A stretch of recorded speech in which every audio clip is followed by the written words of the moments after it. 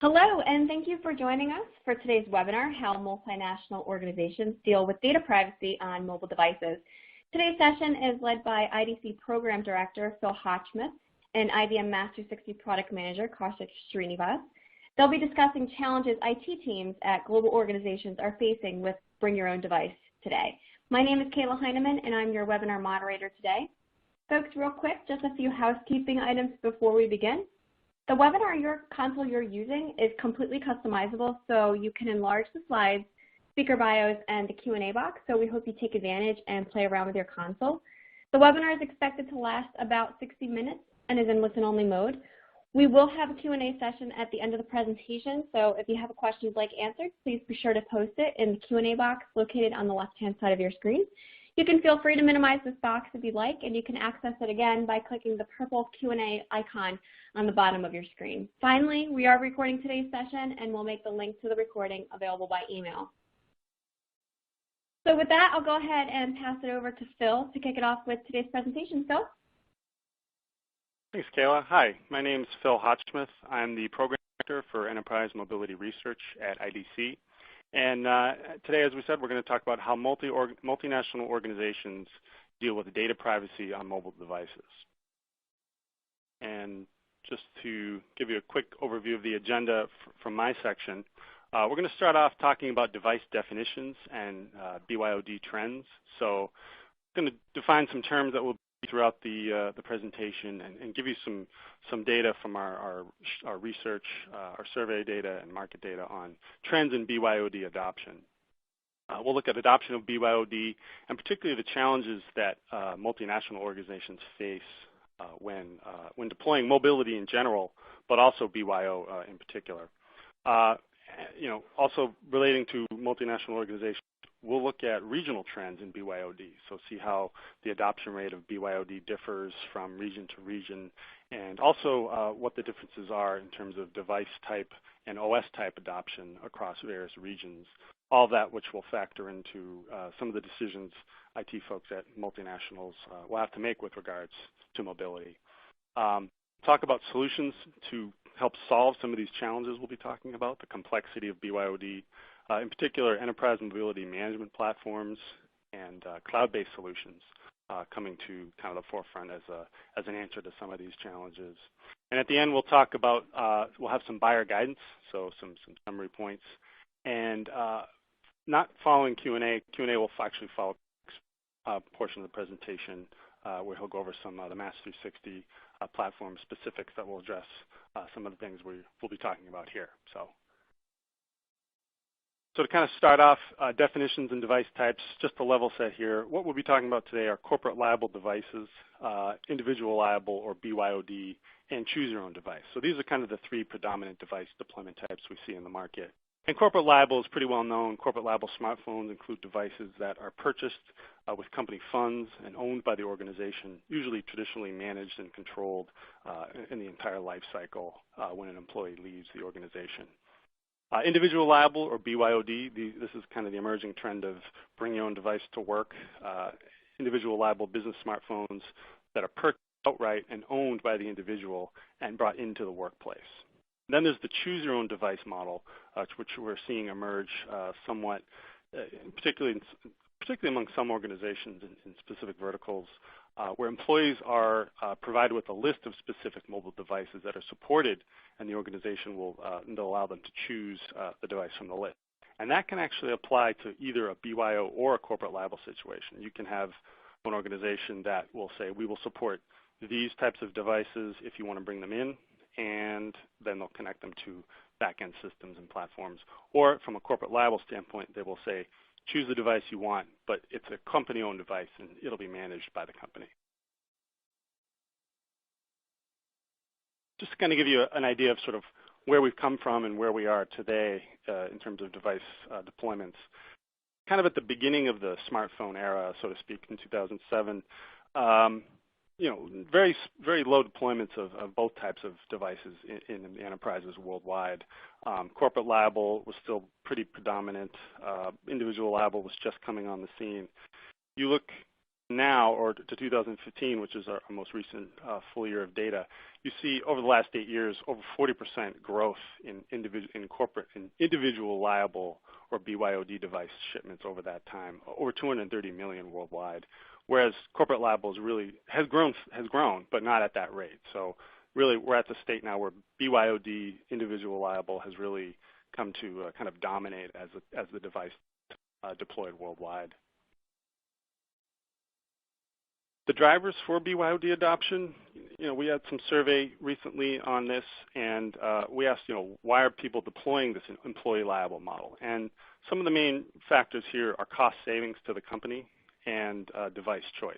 And by cost savings to the company, organizations, particularly the IT group, is looking to save by really not having to buy the devices anymore, looking to the employees to bring their own and manage that whole procurement cycle. And then the OpEx savings they can gain by having IT not have to worry about supporting those devices. It's really up to the end user to do a lot of the maintenance of the device, buy accessories, that type of thing. Allowing device choice is also a big driver for BYOD. This has to do a lot with kind of the nature of enterprises and business today. People are looking to give people more flexibility in how they work, create a kind of a work-life balance scenario, and also it can be a recruiting tool where organizations looking to staff up in certain areas that might be hard to find can use BYOD as a perk to lure potential employees. And does anyone save money on BYOD? Our survey data says yes, they do. The predominant answer there was yes, deploying BYOD resulted in net savings through OpEx and CapEx spending. So most organizations we surveyed said they actually saw the real savings, the bottom line results as a result of BYOD. BYOD and mobile OS support. We're seeing a range of different types of devices being supported in the BYO model. Our data, iOS is the predominant OS type being supported. And keep in mind this is a US-focused survey that I'm presenting here. So iOS is a little bit more dominant in this region than in others.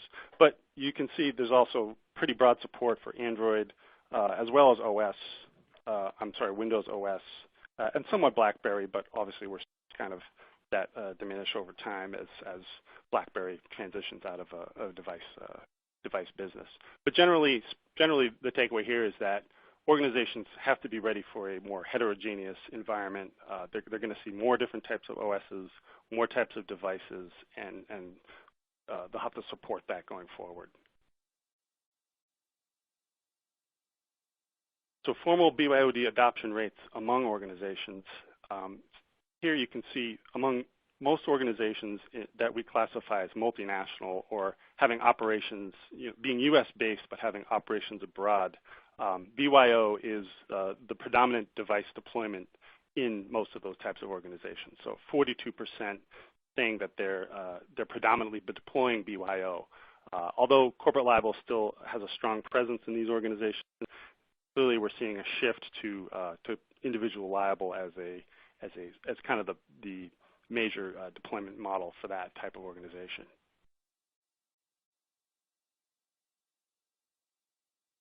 Governance around BYO and corporate mobile device flags, the broadening adoption. This is a survey data that we had from our most recent survey that kind of shows where organizations are with regards to governance and how they can control certain levels of policies around mobile device management.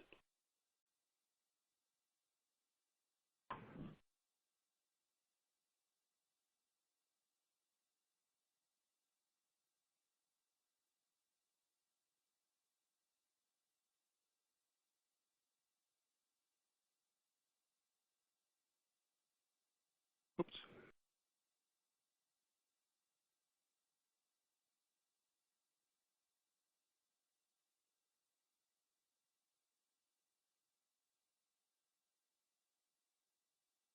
Hello? Hi, sorry, I think I'm having an audio issue. Hi, sorry, something was wrong with my phone for a minute. Sorry, just getting back to this slide. So what this slide shows is kind of where organizations are with regards to mobile governance and how they define governance in their organization. As you can see, most organizations right now haven't deployed a structured mobile governance plan. Well, there's 60% having no plan in place right now, but really looking to deploy over the next 2 to 3 years in the long run. So this comes to our first poll question, and I'll ask Kaushik to talk about this poll question to the audience. Sure. So the question here is, does your organization have a formal BYOD policy? There's a few different options here, which you can choose from on your screen. The first one is a combination of different programs. B, choose your own device. Third option is corporate liable. Number 4 is employee liable, or BYOD. And the last option is not sure or not yet. So feel free to click on one of those, and within a few seconds, we'll have the answers collated here so we can also take a look at it. So Phil, from your experience, what is the dominant answer to this in most organizations or in the industry? Yeah, I mean, as we saw from the data, BYO is really kind of evolved as kind of the dominant platform. We're seeing more and more organizations embrace that going forward, because partly due to just sort of the nature of the workforce is changing. You have different types of workers, millennials who are used to sort of having their own personal tech be tightly integrated with their life, their work, and a lot of the fact is that a lot of the consumer technology, consumer-based apps rival or if not exceed the functionality of a lot of enterprise tools. A lot of people are using chat applications, social media. They're using a lot of different platforms to communicate and get work done, and relying less on business tools. So you kind of see that sort of driving a lot of the BYOD emergence there. Right. Yeah, let's go ahead and take a look at the answer here.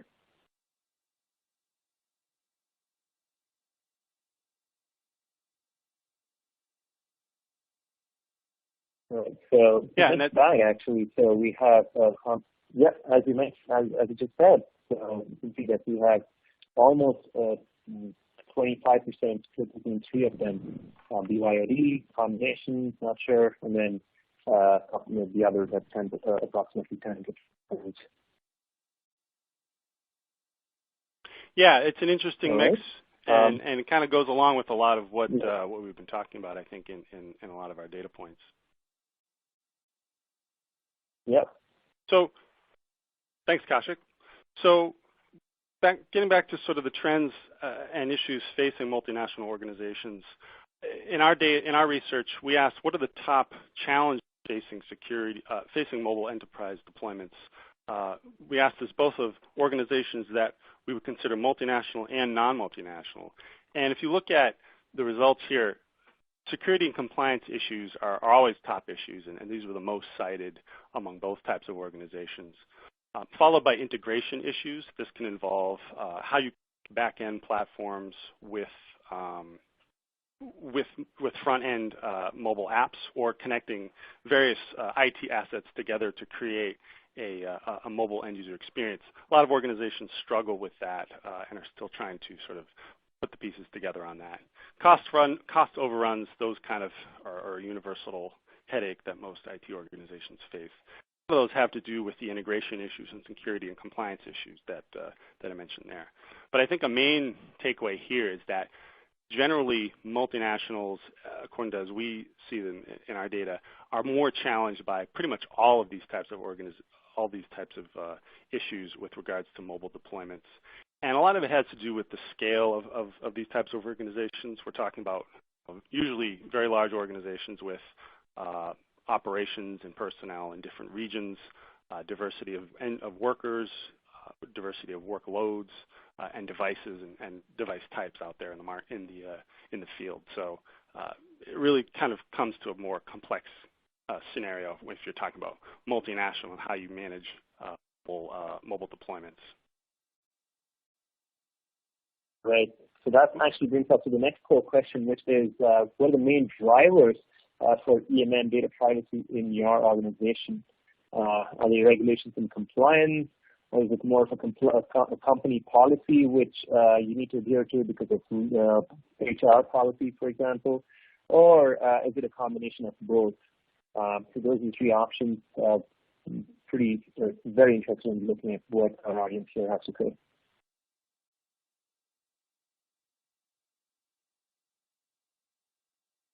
And I know you'll talk more about this, so as we go ahead here.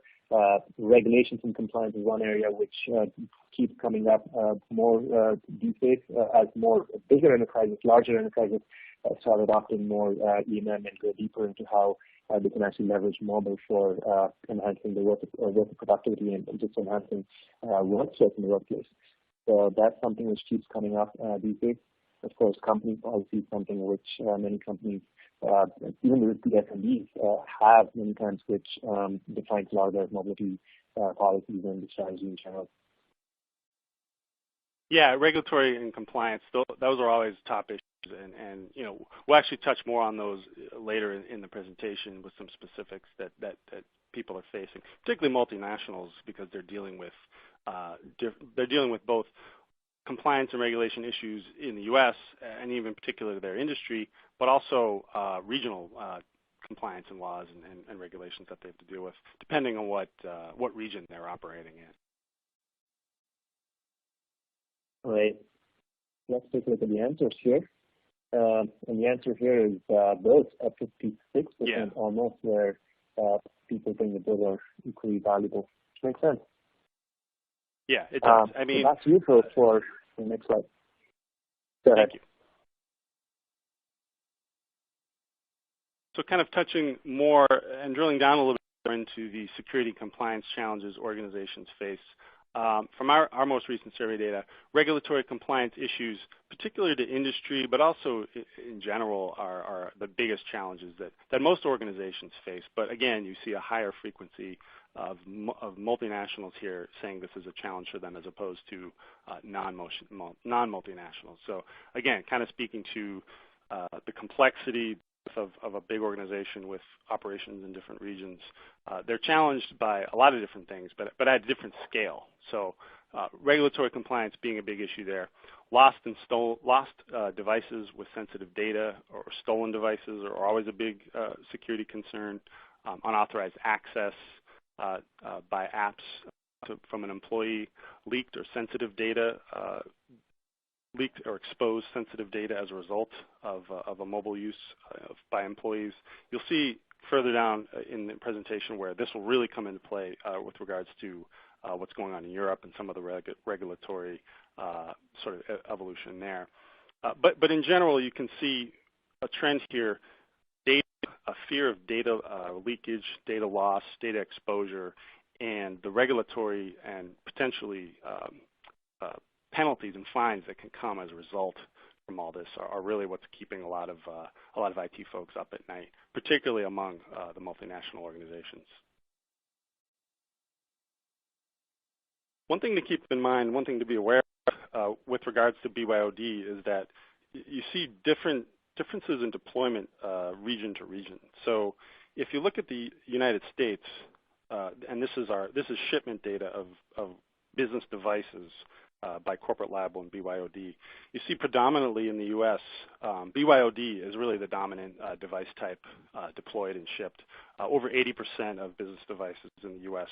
We classify as individual liable or BYOD, very small percent being corporate liable. Over time, we are looking at some growth in the corporate liable segment. We're seeing some companies and certain industries fall back to some extent to corporate liable for some of the security and compliance challenges that we mentioned earlier. But also the emergence of certain types of devices in organizations, such as mobile devices being used in shared scenarios such as point-of-sale terminals or kiosks. A lot of those scenarios, we're starting to see more growth in those types of devices, and those devices we're anticipating will be company-owned. They won't be BYO. If you look at Western Europe, you see kind of the opposite situation, and this has kind of been the norm for a while in Western Europe, where over 80% of devices in that region are company-owned, and this has to do with really sort of the culture in that region where there's less of a mix of personal technology with work. Also, the various country-to-country data security and compliance laws, and also the diversity and sort of mixed environment of mobile operators in Europe has always kind of steered enterprises to standardize on a device type, a carrier that can span across different regions, and really manage things centrally. If you look at APAC, excluding Japan, it's really dominated by BYO. Very few deployments of corporate liable in that market. But then, kind of giving you the lay of the land of how complex sort of the regional picture is, Japan, again, very much like Western Europe, a corporate liable dominated region or country where really companies giving out devices in that country control the device life cycle. They control the data, and it's less of a BYO situation. So some other things to consider from a regional perspective on business devices, just beyond BYO is also the operating system. So, for instance, in the U.S., BYOD is predominant, but also Apple is sort of the dominant platform. Most BYO and corporate liable devices in the U.S. are iPhones, basically. In Latin America, kind of the opposite is true. Android dominates both BYO and corporate liable, over 75% of devices. We talked about corporate liable being much more prevalent in Europe, where 50% of the devices are individual liable, but those devices are actually Android. So a lot of organizations in Europe doing corporate device deployments, corporate liable device deployments, they're looking to Android, they're looking to, and to some extent even Windows, a pretty significant 8% deployment there. We talked about corporate liable being the norm in Japan, and that's where also iOS is a dominant platform. But in other parts of Asia, Android is much more prevalent, both from a BYO and corporate liable perspective. So again, just kind of stepping back and thinking about this from an IT perspective at a multinational organization, if you have workers in these different regions, operating in these different areas, it gives you something to think about in terms of what types of devices you can expect them to be bringing if you're allowing BYO, or the types of devices, or what the norms are in terms of how corporate liable is deployed in a region-by-region basis. And we talked about some of the regulatory issues and legal challenges around BYOD, and I just brought up two examples here of things that folks should be aware of that are going on, and things that are kind of be affecting the regulatory climate going forward. One of them was a recent court ruling in California, which an individual sued their employer over their use of a personal device in the workplace. And what the court really ruled was that if an employer is coming out with a BYO policy that specifically requires users to bring their own device to work and use their device for work purposes, they must be reimbursed for the use of that device. So the services it consumes, whether it's network or other associated costs that might be associated with that device. That was really kind of an interesting shakeup, I think, in how people are thinking about BYOD. I think a lot of maybe thought they were getting somewhat of a free ride from BYOD by allowing users to bring their own device and even putting some of the services costs off onto them. California is usually kind of a bellwether for these types of regulations, so you could probably expect more region to region or state by state regulatory rulings kind of going along those lines. So if you look over in Europe, there's the European General Data Protection Regulation, which is really on the minds of a lot of folks in Europe and in the US. This has broad-reaching implications around data protection, encryption, privacy, and breach notifications. And this was recently passed in April, but it doesn't go into effect into 2018. And what it basically says is that any organization handling European Union citizen data, whether or not that organization is EU-based or not, will have to implement appropriate security measures and data protection policies around that data. So basically, organizations are going to have to start deploying more data classification technologies, looking to deploy more encryption, both on endpoints and in their systems. And what it's going to mean is, over time, over the next couple of years, if you're considering a BYO or corporate liable deployment in Europe, you'll have to take GDPR into consideration and think about how that's going to affect your deployment of devices in those regions, and also your deployment of platforms, servers, data centers in those regions. Are you going to, some of the stipulations of this will require data to remain resident in the EU. So if you're hosting services to mobile users in that region, you have to think about how your platforms will be able to support that on a regional basis.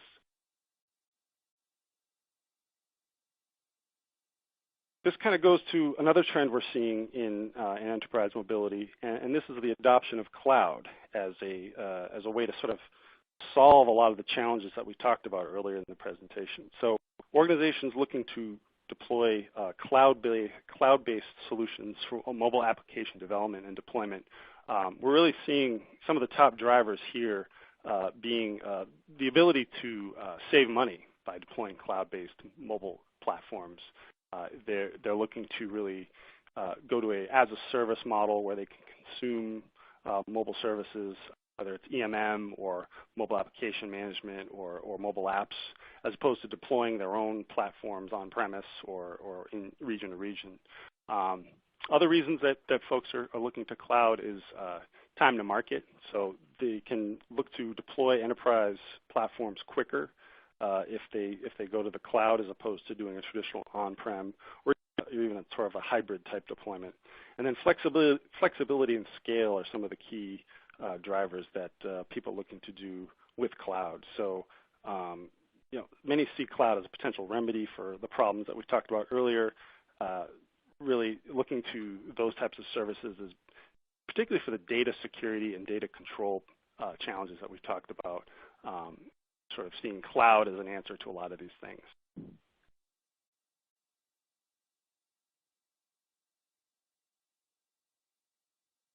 This brings us to enterprise mobility management, a platform that a lot of enterprises are using to do a lot of the security control and policy enforcement around mobility that we talked about. There are some key components to EMM that I think are really relevant to a lot of the challenges we talked about earlier and some of the particular things that multinationals are facing with regards to supporting BYOD and a dispersed workforce. EMM kind of starts with mobile device management. That's sort of the base platform, and that's where it evolved from. But I think some key components to EMM that are relevant to, I think, this whole discussion are particularly mobile application management and mobile content management. So these are key components to supporting a BYOD environment. The security controls stay close to the apps and data. The devices become less relevant, and this allows for more diversity of OSs supported. So if you think about moving the control points away from the device itself, only tying access to data classification, identity, some context-aware situations where maybe people can only access certain data if they can meet certain criteria, such as where they're located or what their role is. Putting those types of policies in place can really help control the data and apps, which are really what most organizations are worried about. I mean, most devices, a lost device, it is a big challenge and it's an issue, but at the end of the day, most platforms can wipe a device pretty easily, and a lot of modern devices being shipped have full disk encryption on them anyway. So that becomes less of an issue, and I think the focus should become more on securing the data and apps itself. And then we talked about cloud and that as a platform seen as a sort of a strategic platform for enterprises. So more enterprises are now looking to do EMM as a service or offer cloud-based EMM. So thinking about all of these solutions, deploying them in the cloud, this is sort of the trend we're seeing among enterprises, particularly multinationals, as they're sort of trying to figure out a strategy around governance for their dispersed mobile workforces.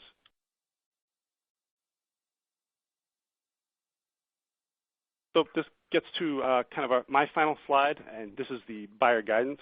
So what we're talking about here is regional knowledge. I think this is probably one of the most important things to keep in mind, particularly for a multinational organization that's trying to come up with a strategy for managing device type deployments and OS type deployments to users in different regions. Become familiar with regional privacy laws, regulations around mobile devices, data and cloud service usage in all the regions your organization has operations or personnel. Know what types of workers are operating in these regions. Are they badged employees? Are they contractors, subsidiary employees? And think about sort of what the role will be for these folks out there in the field, what types of access they'll have to data and applications.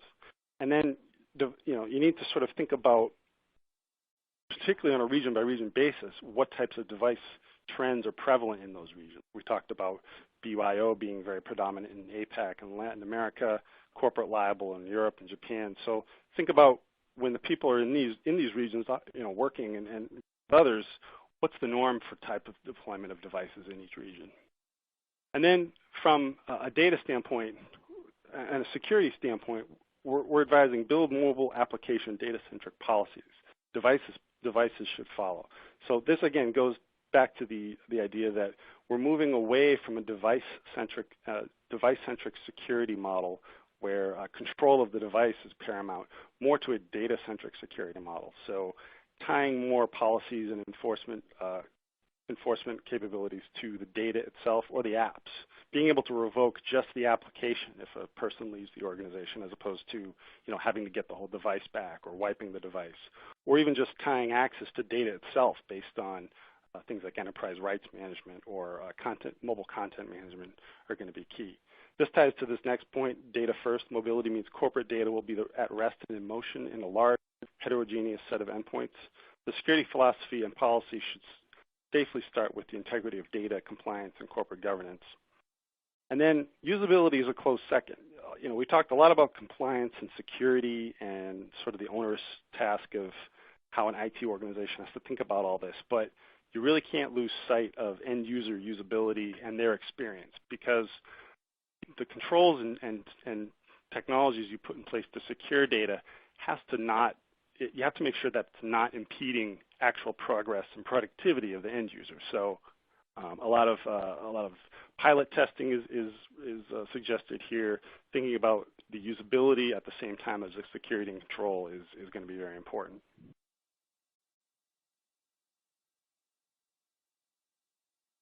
And that's the end of my section. So I think we have another poll question.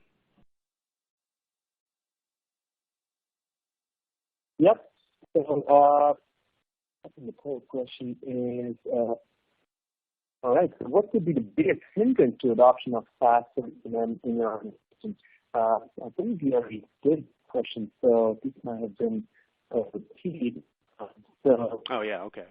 Again, yeah, so we can skip this and move on to the next answer. It looks like we have some answers here already. In this case, data security and privacy concerns are the biggest concerns for adoption of DNM in the enterprise. All right, so moving on to the next part. This is how IBM Master 60 has security and privacy controls in place for our product. So Master 60, for those of you who are not aware, is an IBM product which is Gartner Magic Quadrant leading enterprise vulnerability management solution. It's been highly rated by IDC as well. And this is a product which has a local presence with reach pretty much everywhere where customers have their employees. So just a quick overview of the product itself. This Match 360 allows customers and end users to have secure, seamless access to enterprise data over the air, where they are. We still offer the secure containers, which Phil just spoke about. So you can contain the data on any mobile device and still make sure that your employees are productive with the productivity app that we have. We can actually grant access and then also have sync sign-on to cloud applications, and also provide factor authentication directly through these applications using Match 360. The second piece is advanced data protection.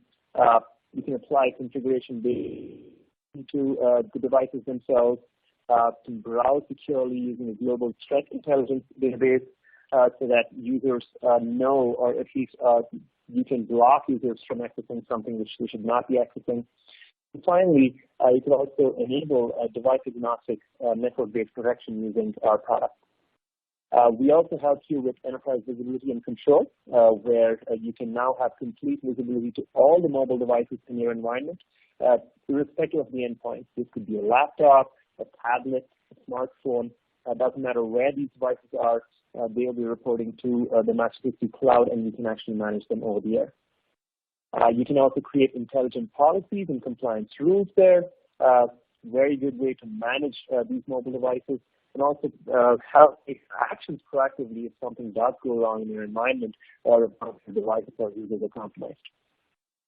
And finally, you can also detect and remediate risks and advanced text integrations that Match 360 has across the IBM product portfolio and IBM security. So specifically about the product itself and how Match 360 SaaS is actually safe for using in the enterprise, this gives you a quick overview of what exactly EMN does and what Match 360 EMN does not do. What we do is and deconfigure mobile devices over the air. Match 360 can also help distribute, configure, or delete applications, specifically managed applications over the air. So we provide an enterprise app catalog or an enterprise app store from where end users can download applications that would be required for their work or their daily job. So these can be distributed over the air. You can configure them over the air using app config or the tools which are provided by the OS vendors, iOS, Android, or any other platform. You can also delete these applications that have been installed by end users through the app catalog completely over the air. So essentially, the data security, irrespective of the platform that the end user is using for their mobile computing needs. And finally, we have a platform by which you can deliver documents to end users, but also delete these documents again, just like applications over the air. So think of maybe manuals that you need to deploy to your end users or any other kind of document. Now these can be sent over the air, and then of course when the employee quits the company or the device is lost, you can delete these documents as well. So this is the power of Match 360, where we can deliver all of this and we can manage these mobile devices with no visibility to the data itself. All we are is we are a management platform, but the data itself is under your control, and as the enterprise have complete visibility and the management rights to this data. What does Match 360 not do? And that's extremely important when we're talking about end user privacy or even privacy for your organization when you're looking at a cloud-based SaaS solution such as Match 360 or any other solution for that matter. So Match 360 does not read or have access to any end user data, such as emails or documents or the data stored inside the apps themselves. Match 360 is also not inline, which means that we only deliver configurations to mobile devices, but the actual emails which flow to the device, they do not even touch the Match 360 cloud.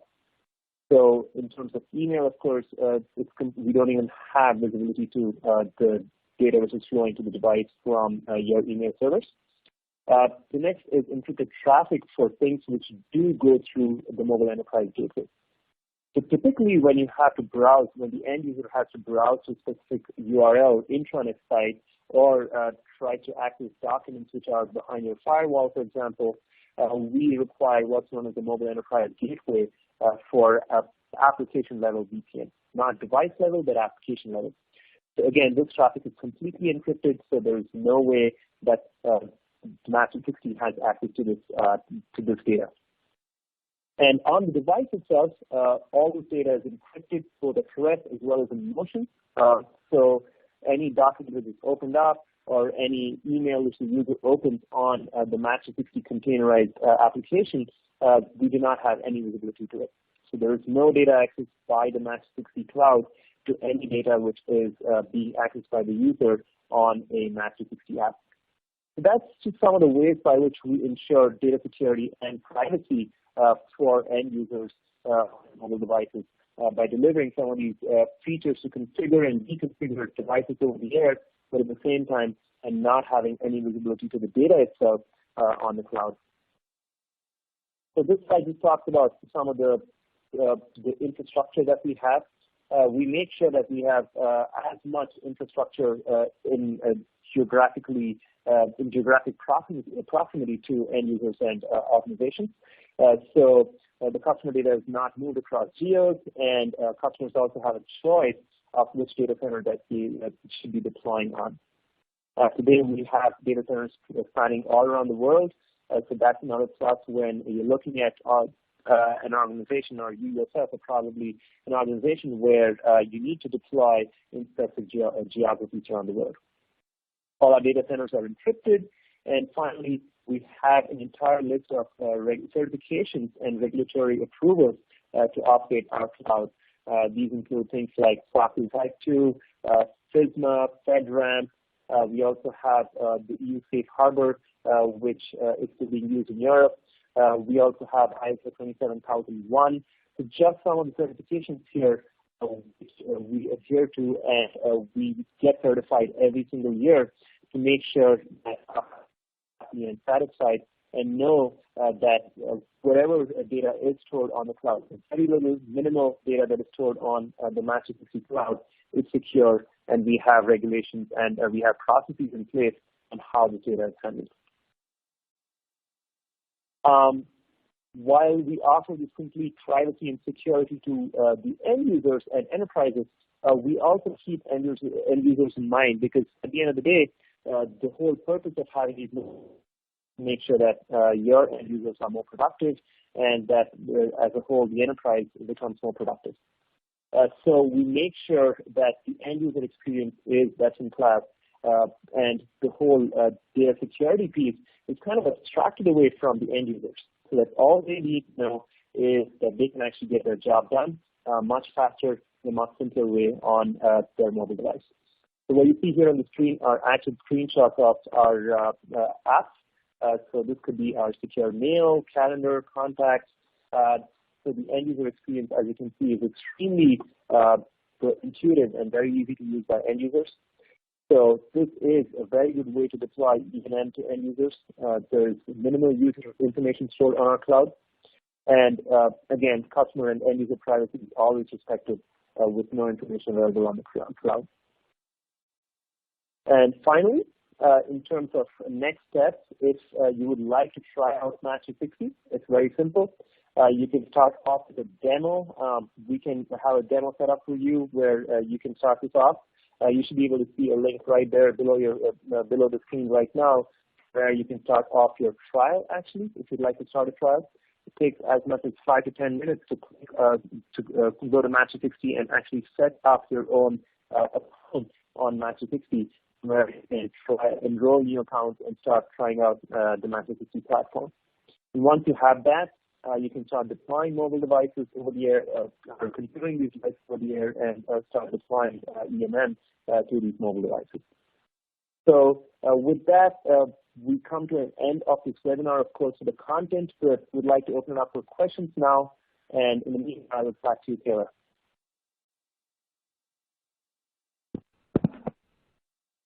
All right, gentlemen. So we're gonna give the presenters here just a minute to start reading through the questions that came in throughout the presentation.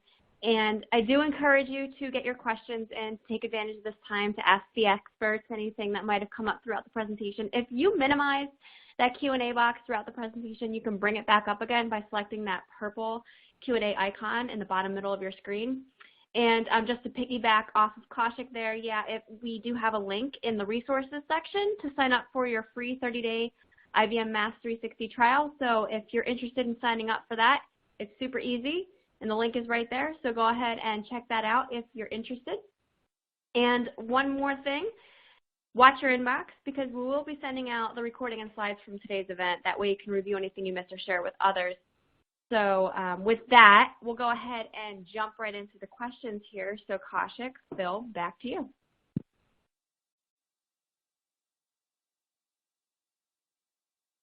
All right. So do you find a question here that you want to pick? Yeah, so one question that I thought was interesting here is the definition of BYOD. And you know, we kind of talked about this at the beginning of the presentation, but it is good to just sort of clearly define what that means. We kind of threw that term around a lot during the presentation, and what we're really talking about there is when the device is purchased and the service is paid for by the employee, but the device is used to access applications, platforms, data, or other corporate-related IT assets. That's the official IDC definition of BYOD. So I just wanted to sort of level set that and give folks an idea of what we're talking about there. Sometimes there's situations where folks can hand over liability of their personal phone from a services standpoint to an organization, but if the device is still owned by the individual, that's still considered a BYO type scenario. So I saw that at the top of the list. I just wanted to knock that out of the way quickly.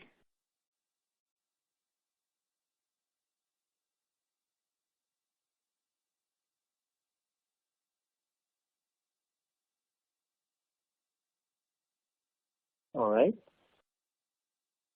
Other question, a few questions coming here about how they can start a demo or how someone from Mass 360 can reach out to you. You want to take that, Sarah?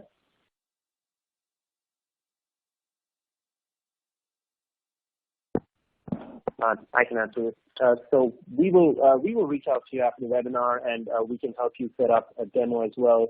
So somebody from our side will be in touch with you on that. The question here is, how can a customer or end user enable location tracking off the device if the privacy in terms of location is a concern for the end user?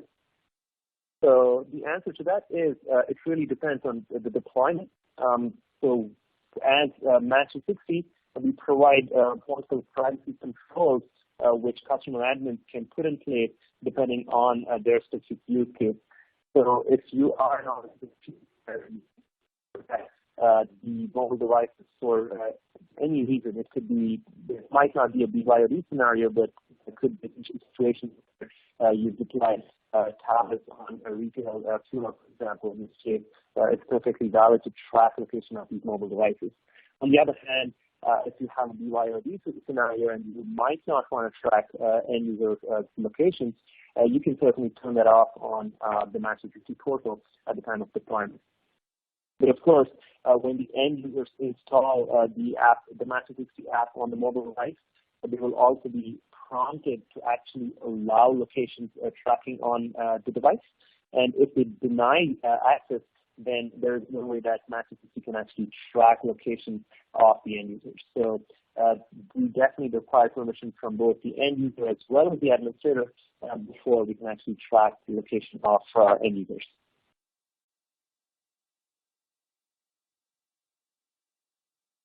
I see a question here on EMM deployment. What percentage of organizations have deployed EMM systems in the U.S. and other regions? That's a good question, and we didn't have a slide on that, but I can say generally in the U.S., EMM adoption is actually pretty broad. We're seeing upwards of 50 to 60% of U.S.-based enterprises having some type of EMM solution in place. So whether it's an older BlackBerry platform, a Bez, or one of the more emerging types of platforms like Mass 360, there's broad deployment because a lot of organizations are, by default having corporate liable phones and devices, and they need something on the back end to manage those. What's interesting though is if you look at the penetration rate of managed devices within an enterprise, that's actually much lower. So a lot of that has to do with BYOD, I think, being sort of a challenge to some EMM platforms in that some EMM platforms don't integrate as well with personal devices, and there's also kind of a feeling among workers and employees that when they're bringing their own device to work, they don't want it to be managed per se by a back-end MDM system. That's why what I talked about at sort of the end of my section was moving the data controls closer to the apps and data. So the phone itself, the device itself, isn't sort of heavy-handedly managed by a back-end platform. It's just the apps and data on it that are secure controlled, and a lot of the things that Kaushik described and different capabilities of Mass 360 kind of fall into that bucket. So just to give you kind of an idea of sort of the lay of the land for EMM, broadly deployed from a organizational perspective, a lot of enterprises have it, not as deeply deployed, and I think a lot of it has to do with BYO being the predominant deployment model. And just to touch on a regional basis, much lower deployment rates if you go to other regions, such as Europe. We see less than 50% of organizations there with EMM. APAC, it's even lower, around 30%. So most of the revenue that we're seeing being made off of EMM platforms is happening in the North American.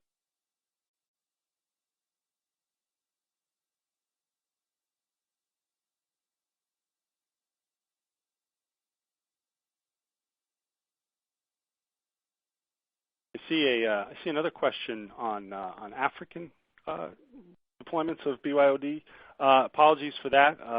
We have data on that, and I can just tell you I didn't in this presentation, but a lot of the adoption of BYO on the African continent is actually similar to Latin America and some of the emerging regions.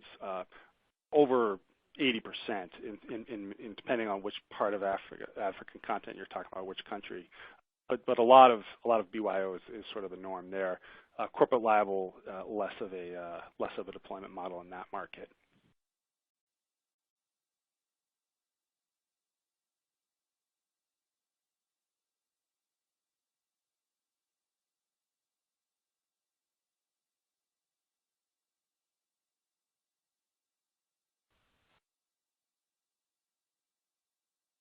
There's another question here, which is what type of controls do you use to protect tenant data in transit?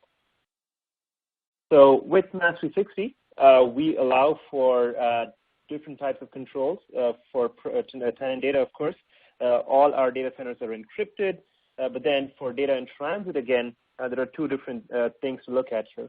One is, of course, the flow of email traffic itself, which, as I mentioned, is not in line with Mass 360. So if you have a specific encryption between your email servers and the mobile devices for email flow, that will be the same. Nothing would change there. On the other hand, if you are using the mobile enterprise gateway, which is provided by Mass 360, then in that case, we would encrypt this for data in motion as well for transit. And again, this is AES 256 encrypt.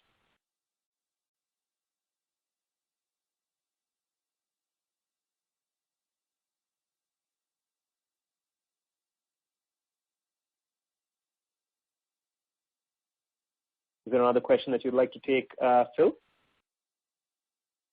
Yeah, I'm just trying to see what's a good question here. Yeah, I see one on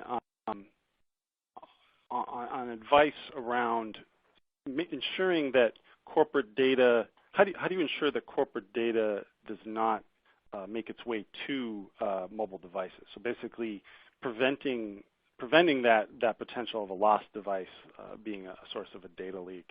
And I think a lot of that goes back to some of the recommendations we had towards the end of the presentation on back to the idea of data security and data access controls. And providing, first of all, it starts with classification of sensitive data. So from an enterprise perspective, if you know what types of data you have that would really hurt the company if lost or leaked, being able to digitally classify that and then provide encryption for that data is a big step you can do to make sure that if the actual data is lost and does make its way to an end user, to an endpoint, it's essentially useless and wouldn't even require reporting from a regulatory standpoint. If a device is lost or data is leaked that's encrypted, it's actually not considered lost by a lot of the regulatory bodies. So that's one sort of approach that we see folks taking.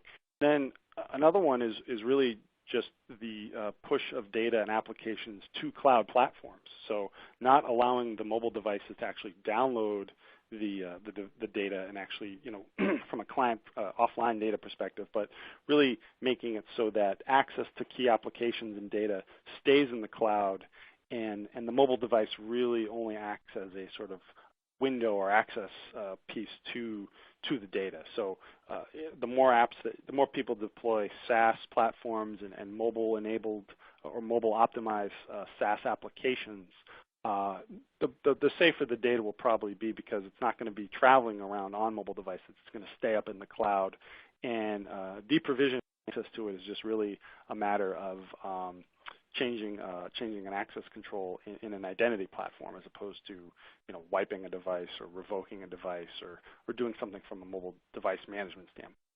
So cloud encryption, data classification, and things like enterprise rights management. A lot of those things can really help in terms of that issue of keeping data off of endpoints that could potentially hurt the organization.